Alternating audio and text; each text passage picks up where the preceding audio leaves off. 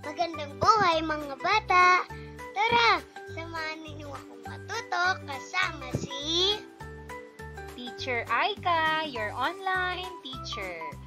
Please don't forget to subscribe, like, share, and hit the notification bell for more videos. Thank you! Revised K-12 Curriculum, GMRC, Grade 5, Quarter 2, Lesson 8. Ang ating aralin ngayong araw ay tungkol sa pagtangkilik ng pamilya sa mga lokal na produkto. Muli, ako si Teacher Aika, ang inyong online teacher. Simulan na natin. Mga kasanayan at layunin. Una, na isasabuhay ang nasyonalismo sa pamamagitan ng pagpapalaganap ng kalidad ng mga lokal na produkto upang tangkilikin ang mga ito ng mga mamamayan. A. Naiisa-isa ang mga paraan ng pagtangkilik ng pamilya sa mga lokal na produkto. B. Naipaliliwanag na ang pagtangkilik ng pamilya sa mga lokal na produkto ay mahalagang kontribusyon sa pagtataguyod ng mga gawaing Pilipino at sumasailalim sa pakikiisa sa kulturang nagbibigkis sa mamamayan. C. Nailalapat ang sariling mga paraan ng pagtangkilik ng pamilya sa mga lokal na produkto. Unang araw. Magkaroon muna tayo ng isang maikling balik-aral, pagtukoy sa sariling lokal na mga produkto. Tukuyin ang mga sumusunod na mga produkto. Ilagay ang check na marka kung ito ay ating sariling lokal na produkto at X na marka naman kung hindi sa loob ng kahon. Sa ibaba, isulat ang pangalan ng produkto at magbigay ng kaunting paglalarawan o impormasyon sa produkto. Unang larawan. Ito ay basket o bakol, gawa sa kawayan, ginagamit sa pamamalengke. Sagot, check. Ikalawang larawan. Ito ay kahoy na mangkok, kagamitang gawa sa kahoy mula sa lokal na punong kahoy. Ang sagot, check. Ikatlong larawan. Ito ay tsokolate, Twix at Mars, imported na tsokolate mula sa ibang bansa. Sagot, X. Pang-apat na larawan. Sagot, kawayan o bamboo, halamang ginagamit sa paggawa ng basket at bahay. Sagot, check. Panglima, ito ay Louis Vuitton bag, mamahaling bag na gawa sa France. Sagot, X.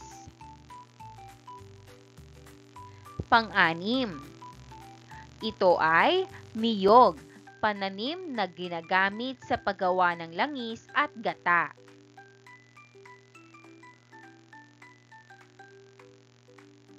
Ang sagot, check. Paghawa ng bokabularyo sa nilalaman ng aralin, KWL chart. Simulan sa pamamagitan ng brainstorming at pagsusulat ng lahat ng alam mo na tungkol sa paksa sa K o unang hanay.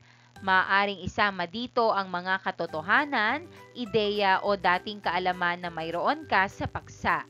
Sa ikalawang hanay, isaalang-alang kung ano ang nais mong malaman o alamin tungkol sa paksa. Isulat ang anumang mga tanong. Ito ay mga bagay na umaasa kang mas matututunan mo sa pamamagitan ng pananaliksik o pag-aaral. Huwag magbigay ng mga sagot para sa pangatlong hanay. Paksa, pagtangkilik sa mga lokal na produkto. Alam ko, what I know. Ang mga lokal na produkto ay gawang Pilipino mula sa likas na yaman ng bansa. Sa pagtangkilik sa mga ito tulad ng banig, barong at pagkaing native, na ipapakita ko ang pagmamahal sa ating bansa.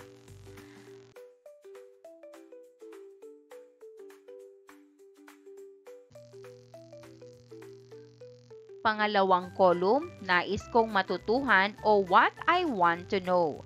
Nais kong malaman kung bakit mahalagang tangkilikin ang lokal na produkto, paano ito nakatutulong sa ekonomiya, at kung paano mahihikayat ang iba na suportahan ang gawang Pilipino. Kaugnay na paksa bilang isa, pagtangkilik ng pamilya sa mga lokal na produkto. Ang pagtangkilik ng pamilya sa mga lokal na produkto ay mahalaga at dapat isulong. Sa pagsuporta sa mga lokal na negosyo, natutulungan natin ang ating komunidad at pinatatatag ang kabuhayan ng kapwa Pilipino. Ang pagpili ng lokal ay hindi lang pagtulong sa iba, kundi pati na rin sa sarili. Sa ganitong paraan, nakatutulong tayo sa paglago ng ekonomiya ngayon at sa pagbuo ng mas maunlad na kinabukasan para sa mga susunod na henerasyon. Kailangan lamang ng mga maliliit na negosyo ang ating patuloy na suporta upang magtagumpay. Narito ang 5 pangunahing dahilan kung bakit dapat nating suportahan ang mga produktong gawa sa Pilipinas. A. Ito ay nagbibigay ng mas maraming trabaho para sa mga Pilipino. Sa pamamagitan ng pagsuporta sa mga produktong Pilipino, ang iyong pera ay diretso sa kanilang bulsa. Ikaw ay tumutulong sa paglikha ng mas maraming trabaho para sa mga Pilipino, lalo na sa mga nangangailangan. Bukod dito, sa halos 1 milyong MSME o Micro, Small and Medium Enterprises sa buong kapuluan, ang MSMEs ay nagbibigay ng 1/3 bahagi ng kabuuang employment sa Pilipinas. B. Ang pagtangkilik sa mga lokal na produkto ay nagpapalakas sa ekonomiya ng bansa. Kapag bumibili tayo ng gawang Pilipino, nananatili ang pera sa ating komunidad dahil ang mga lokal na negosyo ay sumusuporta rin sa iba pang lokal na serbisyo at industriya. Sa ganitong paraan, sabay-sabay na umuunlad ang mga negosyo at ekonomiya ng Pilipinas. C. Ang pagsuporta sa mga MSME sa Pilipinas ay nagbibigay ng mas maraming pagpipilian sa mga mamimili. Nag-aalok sila ng mga natatangi, masustansya, makabago at abot-kayang produkto na nagmumula sa patas na kompetisyon sa pamilihan. D. Ang pagbili ng lokal na produkto ay nagbibigay inspirasyon sa mga susunod na mamumuhunan. Sa gitna ng mga hamon sa ekonomiya, kailangan ng mga Pilipinong artesano at negosyante ang ating suporta. Sa pagtangkilik sa gawang Pilipino, napapanatiling buhay ang kanilang kabuhayan at patuloy na umuunlad ang ekonomiya ng bansa. E. Mas abot kaya ang presyo ng mga produktong gawa sa Pilipinas dahil hindi na kailangang magbayad ng mahal na pamasahe o buwis tulad ng mga galing sa ibang bansa. Dahil dito, mas mura ang mga lokal na produkto at mas madaling mabili ng mga tao. Kapag bumibili tayo ng mga produktong gawa sa ating bansa, hindi lang tayo nakakatipid, kundi natutulungan din nating umasenso ang mga negosyong Pilipino. Pinatnubayang pagsasanay, gamit lokal. Magbigay ng mga lokal na produkto na makikita sa inyong pamayanan na ginagamit ninyo sa inyong tahanan.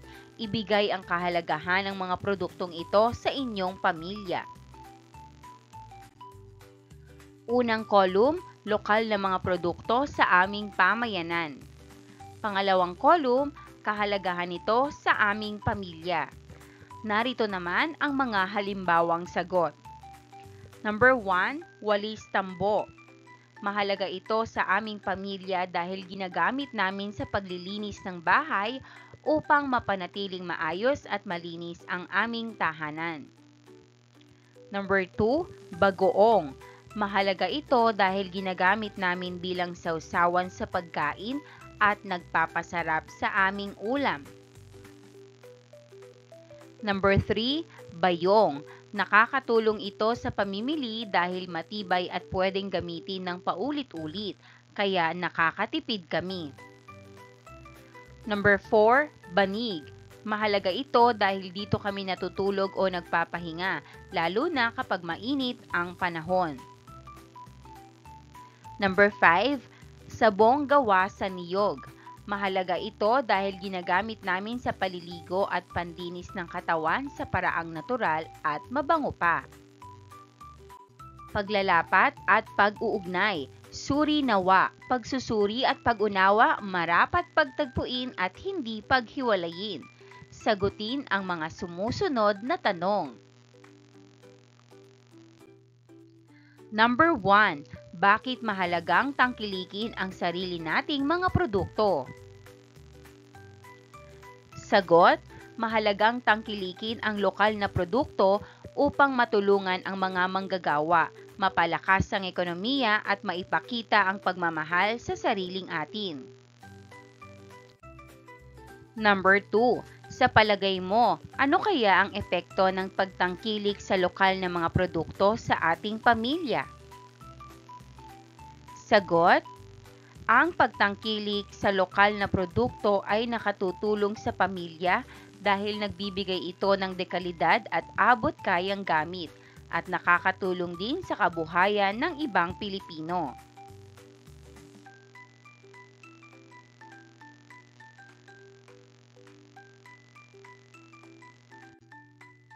Kaugnay na paksa bilang 2, kahalagahan at benepisyo sa pagbili ng mga lokal na produkto. Ikalawang araw. A. Pinapabuti nito ang kalusugan ng ating pamilya. Kapag bumibili tayo ng mga produktong lokal at kumakain sa mga restaurant na gumagamit ng lokal na sangkap, mas nakasisiguro tayong sariwa at masustansya ang ating pagkain. Ayon sa mga eksperto, ang lokal na pagkain ay kadalasang galing sa mga organikong prutas at gulay, karne mula sa mga alagang hayop na pinakain ng damo at sariwang itlog at gatas. Ibig sabihin, napapasaya natin ang ating pamilya sa masarap at masustansyang pagkain habang natutulungan pa natin ang mga lokal na magsasaka at negosyante. B. Pinapalakas nito ang ating komunidad.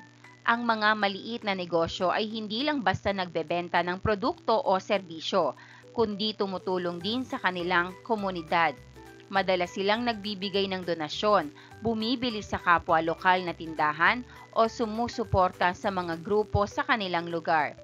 Kapag lumalago ang mga maliliit na negosyo, mas nagiging masigla at matatag din ang lokal na ekonomiya at ang buong komunidad. C. Nakakatulong ito sa paglikha ng trabaho. Kapag bumibili tayo ng mga lokal na produkto, hindi lang natin pinapalakas ang ekonomiya, kundi tumutulong din tayong makalikha ng mas maraming trabaho para sa ating mga kababayan. Ang mga trabahong ito ay maaaring mapunta sa ating mga kaibigan, kamag-anak o kapitbahay na naghahanap buhay sa ating komunidad. Sa simpleng paraan ng pagtangkilik sa produktong Pilipino, nagiging bahagi tayo ng pagtulong upang mas maraming Pilipino ang magkaroon ng hanap buhay at maitaguyod ang kanilang pamilya. D. Nakakatulong ito sa pangangalaga ng kalikasan. Kapag sinusuportahan natin ang mga lokal na negosyo, nababawasan ang masamang epekto sa kapaligiran.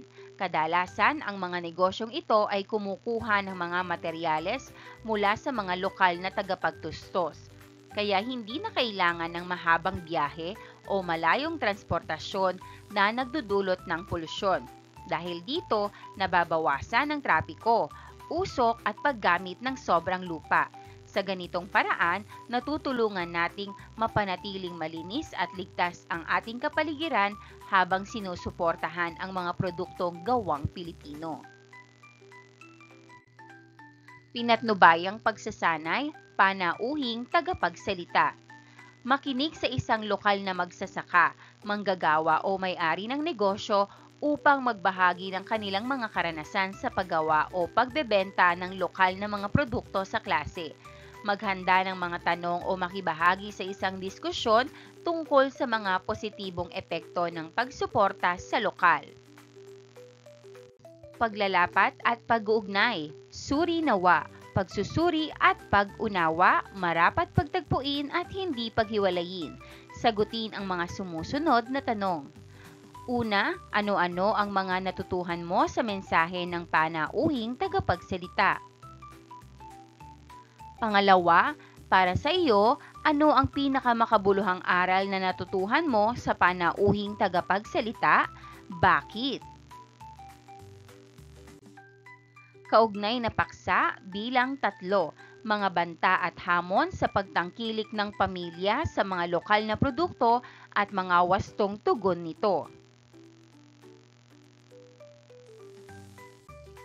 Ang pagtangkilik ng pamilya sa mga lokal na produkto ay mayroong mga banta at hamon, gaya ng A. Paghanap ng mga lokal na produkto, ang pagkilala kung sino ang tunay na lokal at paghanap ng kanilang produkto ay hindi palaging posible. Kahit ang paghanap ng isang restaurant na sumusuporta sa lokal ay hindi laging madaling gawin. B. Kumain ng lokal ng may mababang halaga. Mahirap na bumili ng lokal kapag may mas murang alternatibo. C. Paano mapanatili ang pagkain ng sariwa ng mas matagal? Hindi alam ang pinakamabisang paraan upang mapanatili ang mga pagkain na sariwa ng mas matagal. D. Pagluluto ng mga bagong sangkap sa mga bagong paraan. E. Access at kamalayan. Ang kakulangan ng access at kamalayan sa paghanap ng mga lokal na pagkain ay hindi gaanong maliwanag.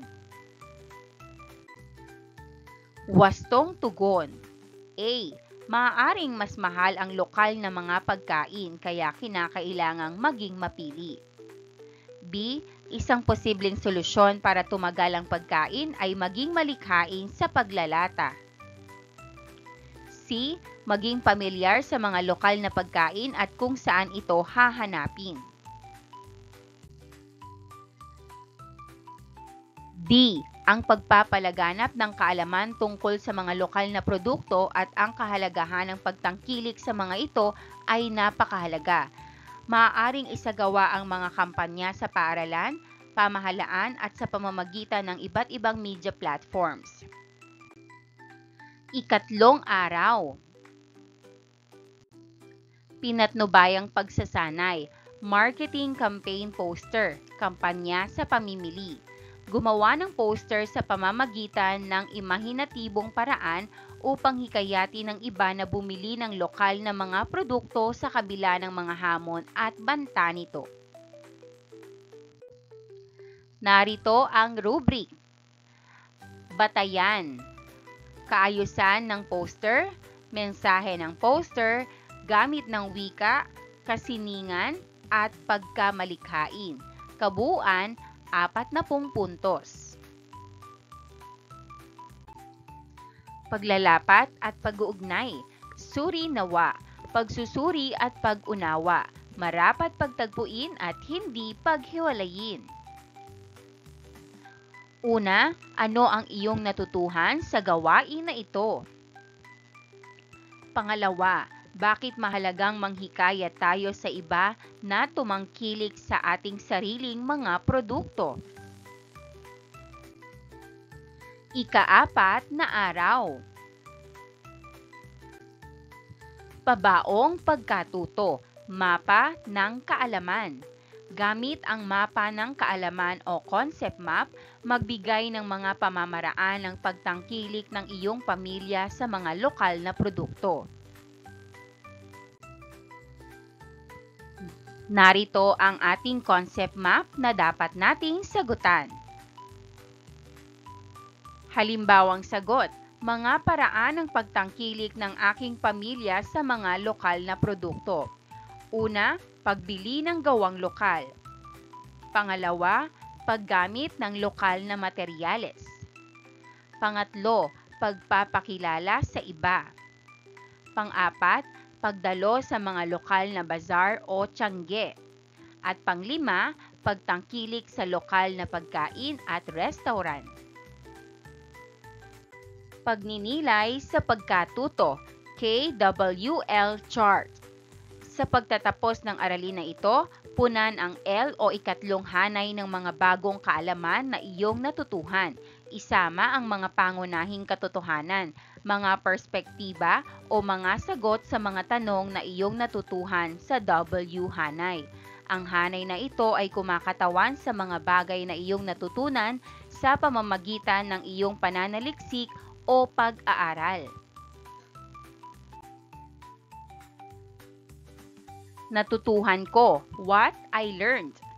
Natutuhan kong mahalagang tangkilikin ang lokal na produkto upang matulungan ang mga manggagawang Pilipino at ekonomiya ng bansa at maipakita ang pagmamahal sa sariling atin. Pagsusulit, tama o mali. Bilugan ang T kung tama at M naman kung mali. Isang puntos bawat tanong. Number 1.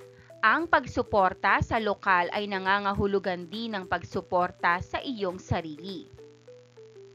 Sagot, T. Tama. Number 2. Maaari nating masiyahan ang ating pamilya sa masarap na pagkain habang sinusuportahan ang lokal na komunidad at pinipili ang pinakamalusog na pagpipilian. Sagot, T. Tama. Number 3. Isa sa mga hamon sa pagtangkilik ng ating lokal na mga produkto ay ang pagiging mahirap na makabili ng lokal kapag mayroong mas murang alternatibo. Sagot, T. Tama. Number 4. Isang posibleng solusyon para tumagal ang pagkain ay maging malikhain sa paglalata. Sagot, T. Tama. Number 5. Lahat ng lokal na mga produkto ay mura lang. Sagot, M. Mali. Gawaing pantahanan o takdang aralin. Sumulat ng liham para sa iyong mga magulang o pamilya upang ipahayag ang paghingi ng suporta o pasasalamat para sa pagtangkilik ng ating mga lokal na produkto. Narito ang halimbawang liham. Mahal kong pamilya. Magandang araw po sa inyong lahat. Nais kong ipahayag ang aking pasasalamat sa inyong patuloy na pagtangkilik sa mga produktong lokal. Natutuwa ako dahil sa ganitong paraan ay natutulungan natin ang mga kapwa nating Pilipino at napapalakas ang ekonomiya ng ating bansa. Nais ko rin sanang hikayatin kayo na ipagpatuloy ang pagbili ng mga gawang Pilipino tulad ng mga pagkaing lokal, damit at iba pang gamit sa bahay. Ang simpleng pagtangkilik natin ay malaking tulong na para sa ating mga kababayan. Maraming salamat po at sana ay patuloy nating mahalin at suportahan ang sariling atin. Nagpapasalamat, Sir Marik. Maraming salamat sa panonood.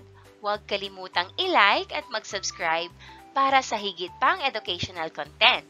I-click ang bell icon para ma-update ka sa ating mga bagong video. Salamat!